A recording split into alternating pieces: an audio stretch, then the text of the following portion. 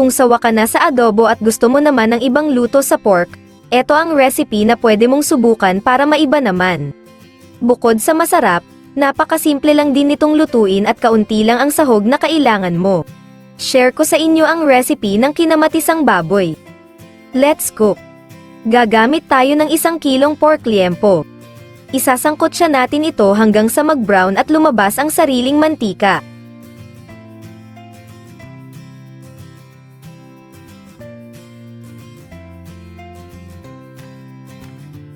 Kapag nag-brown na at lumabas na ang mantika, alisin muna sa kawali at itabi. Alisin din natin ang ibang mantika na lumabas mula sa pork. Then, saka natin igigisa itong bawang hanggang sa mag-brown. Isunod natin igisa itong sibuyas hanggang sa maging translucent. Maglalagay rin tayo ng maraming kamatis. Igisa natin ito habang pinipisa para lumabas ang katas at flavor. Pag okay na, ilagay na natin ang ating pork liempo.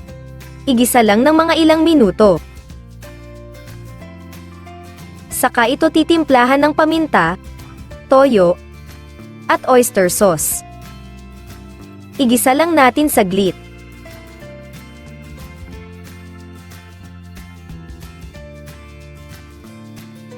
Then lalagyan natin ng tubig.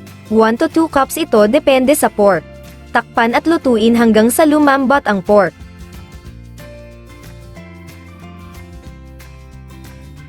Kapag malambot na ang pork belly, tikman lang natin ang sauce. Timplahan ng asin ayon sa panlasa. Saka ilagay ang siling berde at tangkay ng pechay.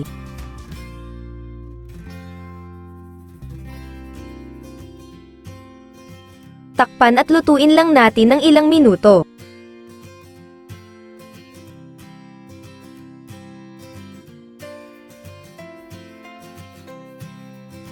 After a few minutes, pwede na natin ilagay ang dahon ng pechay.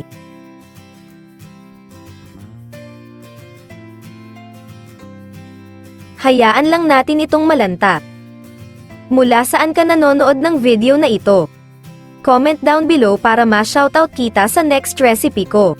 Shoutout pala kina Say Paras ng Bamban Tarlac, Rose Bayose ng Bohol, Jetty Sese ng Rojas Palawan, Rosalie Escalona ng Bawan Batangas, at Teresita Lopez ng Tanawan Batangas.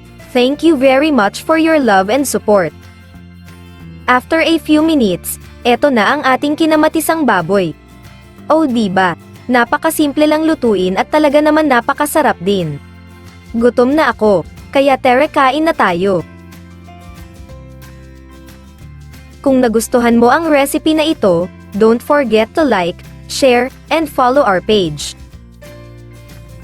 Salamat sa panonood, hanggang sa muli.